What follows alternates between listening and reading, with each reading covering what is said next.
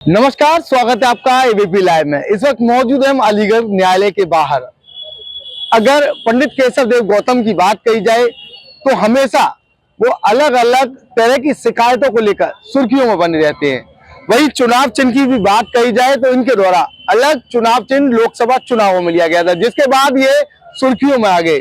वहीं ऑस्ट्रेलियाई क्रिकेटर के खिलाफ भी इनके द्वारा न्यायालय की शरण लेते हुए एक बात दाखिल किया था, लेकिन अब पंडित केशव देव गौतम भ्रष्टाचार विरोधी सेना के राष्ट्रीय अध्यक्ष व आरटीआई एक्टिविस्ट के द्वारा एक नया मामला सामने लाया गया है, जिसमें उनके द्वारा जहां पहले अलीगढ़ की ऐतिहासिक जामा मस्जिद को लेकर आरटीआई डाली थी, आरटीआई में जो उन्हें नगर निगम के द्वारा जो चीजें दी गई, उसके बाद उनके द्वारा न्यायालय का रुख किया गया है। क्या वो चीज है जिसके बाद जो वो उनके द्वारा न्यायालय की शरण ली गई? आखिर क्या मानना है उस ऐतिहासिक मस्जिद को लेकर? बातचीत करेंगे पंडित केशव देव गौतम जी से। क्या कहेंगे पंडित जी, किस तरह का वाद आपने कोर्ट में डाला है और किस तरह की मांग वगैरह कोर्ट से की गई है? देखिए, हमने 2021 में आरटीआई फाइल की नगर निगम में, वहाँ से जो हमें पत्र प्राप्त हुए। 2022 में हमने तहसील में आरटीआई फाइल की, वहाँ से हमें पत्र प्राप्त हुए। अल्पसंख्यक विभाग से हमने आरटीआई फाइल की 2023 में, वहाँ से पत्र प्राप्त हुए। 2024 में पुरातत्व विभाग से हमने आरटीआई फाइल की, वहाँ से हमें पत्र प्राप्त हुए। तो सभी पत्रों में जो हमें जानकारी प्राप्त हुई उसमें यही लिखा गया है कि ऐतिहासिक बालाई किला, बौद्ध स्तूप, शंकराकार का टीला और जैन मंदिर के अवशेष यहाँ उपलब्ध हैं। और 12 द्वारी पर शिव स्तंभ भी आज भी वहाँ मौजूद है। वो 700 मीटर लंबा और 300 मीटर ऊंचाई उसका आकार दर्शाया गया है। इसी आधार पर हमने काफ़ी शिकायतें 2021 से लेकर आज तक बराबर जब हमें जो पत्र प्राप्त हुआ, उसी पत्र को लेकर हमने माध्यम बना के शिकायतें की, जांच की मांग की, क्योंकि वहाँ हजारों की तादाद में गरीब मजदूर मुस्लिम लोग रहते हैं और हिंदू रहते हैं।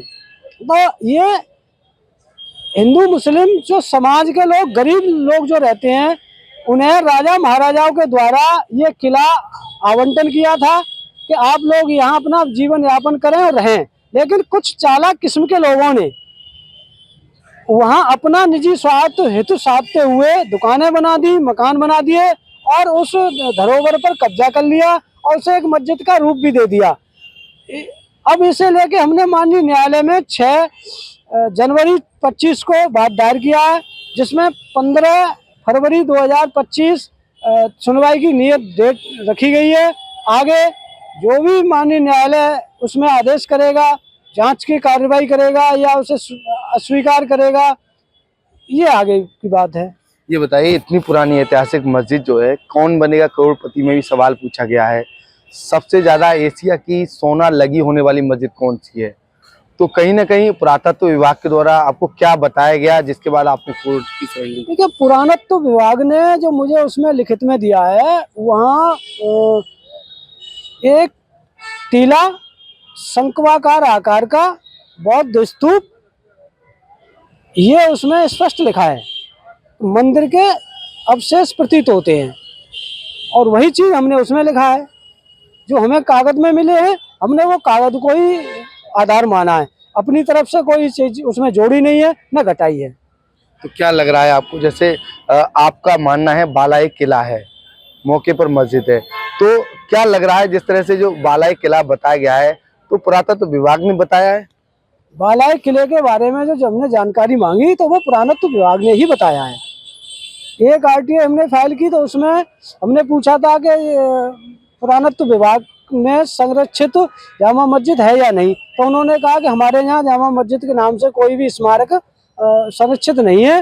और जब हमने उसमें बालाई किले के नाम से पूछा कौन सी यहाँ आपके यहाँ स्मारक या जो है संरक्षित हैं, आपके यहाँ दर्ज हैं, तो उन्होंने हमें एक टीले के रूप में बौद्ध स्तूप, बालाई किला और आदि करके ये सब बताया है, उसी को आधार माना है। जैसे बताया जाता है तमाम जो चीजें निकल कर सामने आए 1724 या 1924 के बाद तमाम जो ये निर्माण कराए गए, तो क्या लग रहा है ये नमाज जो है मस्जिद से पहले भी कुछ या कुछ और था?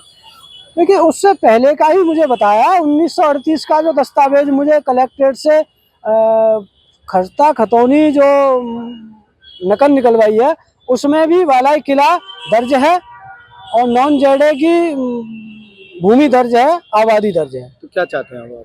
हम तो बस न्यायालय चला गया हूँ, न्यायालय जो जांच कराकर उसमें आदेश करेगा, जो भी जांच तत्व सामने आएंगे वो स्वीकार है।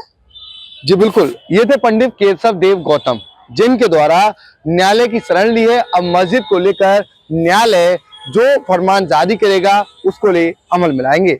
अब देखना होगा न्यायालय के द्वारा किस तरीके का जो है आदेश पारित किया जाएगा। फिलहाल सुप्रीम कोर्ट के आदेशों की अगर बात कही जाए तो सुप्रीम कोर्ट के द्वारा जो पुरानी चीजें हैं उन पर याचिका लेने से मना कर दिया था, लेकिन अब अलीगढ़ में ये याचिका स्वीकार कर ली गई है। आगे आने वाले समय में इस याचिका पर किस तरीके का डिसीजन लिया जाएगा ये आने वाला वक्त बताएगा।